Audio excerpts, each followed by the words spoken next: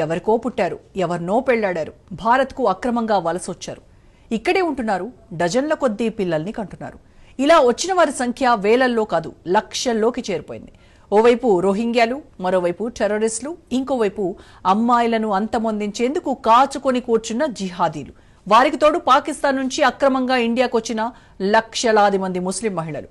వీరందరినీ చూస్తుంటే దేవుడా, నా దేశం ఎవరి చేతుల్లోకి పోతోంది అని అరవాలనిపిస్తోంది. ఈ రాజకీయ పార్టీలకు బుద్ధొచ్చేదెప్పుడు? వారికి జాతీయ భావన వంట పట్టేదెప్పుడు? ఓవైపు జనాభా నియంత్రణ పాటిస్తూ పన్నులు కట్టేదొకరు, మరోవైపు డజన్ల కొద్దీ పిల్లల్ని కంటూ ఏ బాదరబందీ లేకుండా ప్రభుత్వ పథకాలను ఎంజాయ్ చేసేది మరొకరు. ఇదెక్కడి సమాజం? ఇదెక్కడి రీతి? ఇదెక్కడి రివాజు? భర్తలు పాకిస్తాన్లో, భార్యలు హిందుస్థాన్లో. పాక్ నుంచి 5 లక్షల మంది మహిళా చొరబాటుదారులు. వారికి పుట్టిన 25 లక్షల మంది పిల్లలు భారత్లోనే. ఆ నెంబర్లు వింటే నోటి నుంచి మాట రాదు, వింటుంటేనే ఒళ్ళు జలధరిస్తుంది. ధర్మం కోసం మాట్లాడే దేశం మొత్తం ధర్మశాలగా మారిందా? దారిన పోయే దానయ్యలు, దానమ్మలు ఇండియాకు రావడమేంటి, ఇక్కడ దర్జాగా పౌరసత్వం పొందడమేంటి, లక్షలు దాటి కోట్లలోకి జనాభాను కనడమేంటి? భారత్లో ఇప్పుడు ఎక్కడ చూసినా పాక్ జాతీయత కలిగిన మహిళలు, వారికి పుట్టిన పిల్లలు, చదువుకుంటున్న వారు, ఉద్యోగం చేస్తున్నవారు, ఇలా అనేక రకాల కేటగిరీలకు చెందిన ప్రజలు భారత్లో దర్జాగా బతికేస్తున్నారు. ఒక రకంగా చెప్పాలంటే పాక్ పురుషులకు భారత్ అత్తవారిల్లుగా మారితే మహిళలకు తల్లిగారి ఇల్లులాగా మారిపోయింది. భారత పౌరులైన హిందువులకు బయట దేశాల్లో దొరకని అవకాశాలు భారత్లో పాకిస్తాన్ పౌరులకు ఆవాలీలుగా వచ్చేస్తున్నాయి. ఈ విషయం వింటుంటేనే నమ్మబుద్ధి కావడం లేదంటున్నాడు సామాన్యుడు. అశ్విని ఉపాధ్యాయ్ అనే ఒక RTI activist come supreme court advocate ఈ విషయంలో బాగా వర్కౌట్ చేశారు.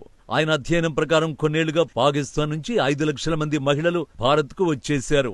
భర్తలు పాకిస్తాన్లో ఉంటే భార్యలు మాత్రం భారతదేశంలో ఉంటున్నారు. వింటుంటేనే అనుమానాలు కలుగుతున్నాయి కదా. భర్తలు ఒకచోట, భార్యలు ఒకచోట ఉంటారా ఎక్కడైనా? ఇందులోనే ఏదో తెలియని మతలబు ఉందని అంటున్నారు సామాజిక పరిశీలకులు.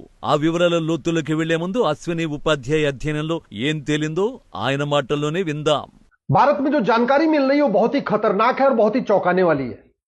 5000 महिलाएं पाकिस्तान के लोगों से निकाह करके भारत में बैठी हुई हैं। 5 लाख। और जो महिलाएं भारत में हैं जिन्होंने पाकिस्तानियों से निकाह किया है उसमें किसी के 8 बच्चे, किसी के 9 बच्चे, किसी के 6 बच्चे, 5 से कम तो मिल ही नहीं रहे। 10-12 बच्चे वाले भी परिवार मिल रहे। अगर एवरेज 5 बच्चे मान के चलिए तो 5 लाख महिलाओं से लगभग 25 लाख बच्चे जिसके फादर पाकिस्तानी हैं, वो 25 लाख बच्चे भारत में रह रहे हैं। और वो बच्चे कोई छोटे भी नहीं, वो बड़े हो चुके हैं, उनका शादी विवाह भी हो चुका है। तो यानी 5 लाख महिलाओं ने पाकिस्तानियों से शादी किया, उनके ऑन एन एवरेज लगभग 25 लाख बच्चे पैदा हुए। वो मां भी, वो दादी भी बन गई हैं, वो नानी भी बन गई हैं और वो अम्मा भी बन रही हैं। तो लगभग 25 लाख नाती और पोते। ఓ అంచనా ప్రకారం పాకిస్తాన్ నుంచి 5 లక్షల మంది మహిళలు వస్తే వారికి సగటున 5 మంది పిల్లలు అనుకుంటే మొత్తం పిల్లలు 25 లక్షలుగా అంచనా వేస్తున్నారు. ఇది ఒక భర్తకు కలిగిన పిల్లల అంచనా మాత్రమే. అంతకు ముందు భర్తలకు పుట్టిన వారిని ఇందులో కలపలేదు. 10 ఏళ్ల క్రితం వచ్చిన వారు ఇక్కడే చదువుకుంటున్నారు. ఆడపిల్లలైతే ఎదిగి పెద్దవాళ్ళవుతున్నారు. అంతకు ముందు వచ్చి స్థిరపడిన వారు పెళ్లిళ్లు చేసుకుని అమ్మలు, అమ్మమ్మలు, ముసలమ్మలు కూడా అయిపోతున్నారు. ఈ విషయంలోని లోతుపాతులు ఇప్పటిదాకా బయటపడలేదు. పహల్గాంలో హిందువుల మీద దాడి పుణ్యం అని భారత ప్రభుత్వం ఈ అంశంపై పూర్తిగా ఫోకస్ చేసింది. ఏ ముస్లిం దేశం నుంచి కూడా భారత్కు ఇలా అక్రమంగా వస్తున్న మహిళలు కనిపించరని అశ్విని ఉపాధ్యాయ్ అంటున్నారు. దుబాయ్, సౌదీ, కువైట్ ఇలా ఏ దేశం తీసుకున్నా కూడా భర్తల్ని అక్కడ వదిలేసి మహిళలు మాత్రం ఇండియాకు వచ్చి స్థిరపడాలనే స్కీమ్ ఎక్కడా అమల్లో లేదు. మరి పాకిస్తాన్ భర్తలు మాత్రమే ఇలాంటి స్కీమును ఎందుకు అమలు చేస్తున్నారనే ప్రశ్న ఇప్పుడు తీవ్ర రూపం దాలుస్తోంది. అందరినీ ఆలోచింపజేస్తోంది. భర్తలను అక్కడ వదిలేసి మహిళలంతా భారత్కు ఎందుకొచ్చారు? అది కూడా ముస్లిం మహిళలే కావడం ఆందోళన కలిగించే అంశంగా మారింది. ఎప్పుడొచ్చారో, ఎలా వచ్చారో తెలియదు. కొందరు కోవిడ్కి ముందు వచ్చారట, కోవిడ్ లో ఇరుక్కుపోయి పోలేకపోయారట, లాంగ్ టర్మ్ వీసాకు అప్లై చేసుకున్నారట. వారికి వీసా ఎవరిచ్చారు, ఎందుకిచ్చారు, వాళ్ళు వచ్చి ఇక్కడ చేసేదేంటి అని ఇమిగ్రేషన్ అధికారులు ఎందుకు ఆలోచించలేదు? मेरा रीजन है, मुझे जाने दे, ये मेरी नेशनलिटी है, मेरी पाकिस्तानी नेशनलिटी है, ये मेरी माँ के केस जमा है। फाइल जमाए। मेरी वीजा मेरे पास मौजूद है, बस हमसे सब कुछ दिखा दिया। वो उनसे कह रहे मैं कुछ नहीं कर सकते, ऑर्डर ऊपर से, जब तक ऑर्डर नहीं होगा हम कुछ नहीं कर सकते। मेरी शादी 20 साल से पाकिस्तान में हुई, मुझे वहाँ नेशनलिटी नहीं मिली है।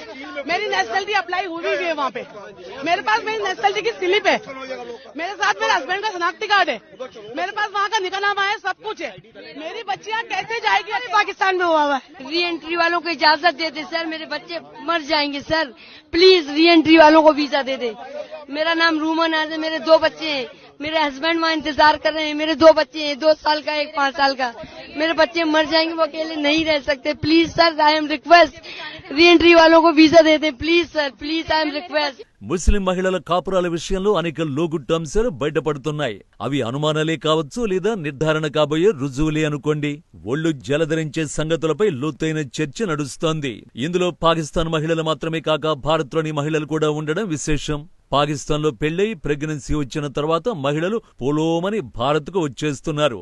ఇక్కడే డెలివరీ చేసుకుంటున్నారు, బాబునో పాపనో కనేస్తున్నారు.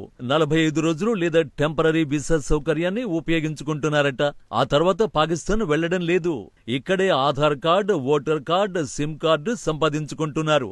ఒరిజినల్ భారతీయులుగా సకల సౌకర్యాలు ఉపయోగించుకుంటున్నారు. మరోవైపు భారతీయ ముస్లిం మహిళలు కూడా అచ్చంగా ఇదే ఫార్ములాను ఫాలో చేస్తున్నారన్న విషయం ఇప్పుడు కన్ఫర్మ్ అయింది.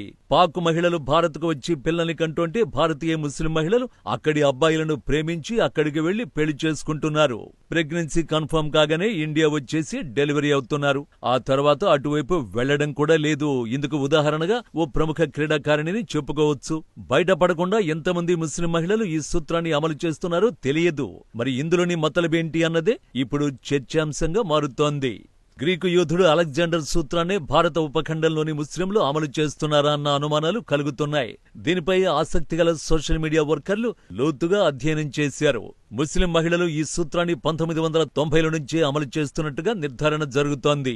జమ్మూ కశ్మీర్లోని ముస్లిం మహిళలు 1990ల్లో పాకిస్తాన్ వెళతాం, ప్రెగ్నెన్సీతో తిరిగొస్తామంటూ బహిరంగంగానే తమ మనోగతాన్ని చెప్పేవారట. హిందుస్థాన్లో పాకిస్తాన్ భూభాగానికి చెందిన ముస్లిం జాతిని పెంపొందించాలి అనేది వారు ఓ ఉద్యమంగా తీసుకున్నారట. ఈ విషయంలో అలెగ్జాండర్ పాటించిన సూత్రాన్ని ఇక్కడి ముస్లిం మహిళలు గాని, పాక్లోని ముస్లిం మహిళలు గాని అమలు చేస్తున్నారన్న వాదన తెరమీదకొచ్చింది. అలెగ్జాండర్ ఏ దేశం మీదికి దండెత్తినా తన సైన్యం చేత అక్కడి మహిళల్ని చెరపట్టేవాడట. ఆ విధంగా ప్రపంచమంతా తమ సంతతే ఉండాలనే నియమాన్ని విధిగా పాటించేవాడట. అదే సూత్రాన్ని భారత్, పాక్లోని మహిళలు తూచ తప్పగా ఆచరిస్తున్నారని సోషల్ మీడియా వర్కర్లు తమ స్టడీస్ ను బహిర్గతం చేస్తున్నారు. पाकिस्तान जाएंगे, बच्चा लेके आएंगे, ये नारा दिया जाता था 1990 के दशक में कश्मीर की औरतों द्वारा, और मकसद एक ही था, पाकिस्तान के मर्दों से जाकर शादी करना और प्रेग्नेंट होकर वापस कश्मीर आना। और यही प्रोसेस अपनाया जाता था सिकंदर यानी कि अलेक्जेंडर द्वारा। वो जिस भी इलाके को जीतता था अपने सिपाहियों की शादी वहां की औरतों से करवा देता था, ताकि उनके जो बच्चे हों वो सिकंदर के साम्राज्य के प्रति वफादार रहें, अपने जमीन, अपने मुल्क के प्रति नहीं। रिसेंट पहलगाम अटैक के बाद जब गवर्नमेंट ने पाकिस्तानी वीजाज को रिवोक किया और बॉर्डर पर भीड़ लगी, तो पता चला कि सैकड़ों, हजारों या शायद लाखों महिलाएं ऐसी हैं जिन्होंने पाकिस्तानी मर्दों से शादी की हुई है, उनके साथ बच्चे पैदा किए हैं, पर अपनी इंडिया की सिटीजनशिप भी रखी हुई है, ताकि यहाँ पे मिलने वाली सरकारी सुविधाओं का फायदा उठा सके। आजादी के बाद से इंडिया और पाकिस्तान के बीच में इतने युद्ध हो चुके हैं, इतने हिंदुस्तानियों का आतंकवाद के द्वारा खून बहाया जा चुका है, ये सब कंडीशन सफिशिएंट होनी चाहिए कि अगर कोई इंडियन किसी पाकिस्तानी से शादी करता है तो उसकी इंडियन सिटीजनशिप ऑटोमेटिकली रिवोक हो जानी। ఇప్పుడు తలెత్తిన ఈ పరిస్థితి భద్రతా, చట్టపరమైన సమస్యలు, సామాజిక ఆందోళనల్ని రేకెత్తిస్తోంది. వారి సంఖ్య 25 లక్షలకు చేరిందని అంచనా ఉంది. అంటే వారికి ఎంతమంది ఎలా పుట్టుకొస్తున్నారో ఊహించుకోవచ్చు. ఒక పంజాబ్లోనే 80,000 మందికి పైగా ఇలాంటి మహిళలు ఉన్నట్టు అనధికారిక వర్గాలు పేర్కొంటున్నాయి. వీరికి పాక్లో పౌరసత్వం ఉంది. భారత్కు వచ్చిన తర్వాత ఇక్కడ పౌరసత్వం కూడా అక్రమంగా పొందుతున్నారు. దీనికోసం వీసా నిబంధనలు ఉన్నప్పటికీ అవి ఎక్కడా అమలు జరగడం లేదన్న ఆరోపణలు ఉన్నాయి. మరోవైపు భారత్ నుంచి కూడా పాకిస్తాన్ వెళ్తూ అక్కడి సిటిజన్షిప్ తీసుకోకుండా, పాక్లో నివసించకుండా భారత్లోనే తమ సంతానాన్ని పెంచి పెద్ద చేస్తున్నారు. పహల్గాం దాడి జరిగింది కాబట్టి భారత ప్రభుత్వం వీసాలు క్యాన్సిల్ చేయడంతో వీరంతా రోడ్డు మీద పడ్డారు. లేకపోతే అసలు ఈ విషయమే బయటపడేది కాదేమో అంటున్నారు నిపుణులు. ఇక వీరికి గాని వీరి పిల్లలకు గాని భారత్ మీద కనీస ప్రేమ ఉందే అంటే 100% లేదనేదే సమాధానం. హిందువుల మీద వీరు ద్వేషం నూరిపోస్తూ పిల్లల్ని పెంచుతున్నారు. దీంతో వారు చిన్నప్పటి నుంచే హిందువులను కాఫీర్లుగా సంబోధిస్తూ అరాచక శక్తులుగా ఆవిర్భవిస్తున్నారు. వీరి ద్వారా దేశానికి చెందిన కీలకమైన సమాచారం సరిహద్దులు దాటుతోందన్న ఆందోళన కలుగుతోంది. ఉద్దేశపూర్వకంగా గూఢచర్యానికి పాల్పడ్డం, ఉగ్రవాద కార్యకలాపాలకు సంబంధించిన సమాచారాన్ని బదిలీ చేసే అవకాశం ఉందని కొందరు భావిస్తున్నారు. నిజానికి ఈ సమస్య ఈ ఒక్కరోజే పుట్టింది కాదు. ప్రధాన స్రవంతి మీడియాకు దేశ ప్రజలందరికీ తెలియచేయాల్సిన బాధ్యత ఉన్నా ఆ మీడియా ఎక్కడా తన కర్తవ్యం నిర్వహించడం లేదన్న వాదన ఉంది. మరి ఇప్పటిదాకా టెర్రరిజం అంటే కేవలం పురుషులే చేసే పనిగా భావించేవి కొన్ని మేధావి వర్గాలు ఇప్పుడు మహిళలు కూడా అదే పని చేస్తున్నారన్న వాదన ఉంది. మరి దీనికి కేంద్ర ప్రభుత్వం ఎలా ఫుల్ స్టాప్ పెడుతుందో వేచి చూడాల్సిందే.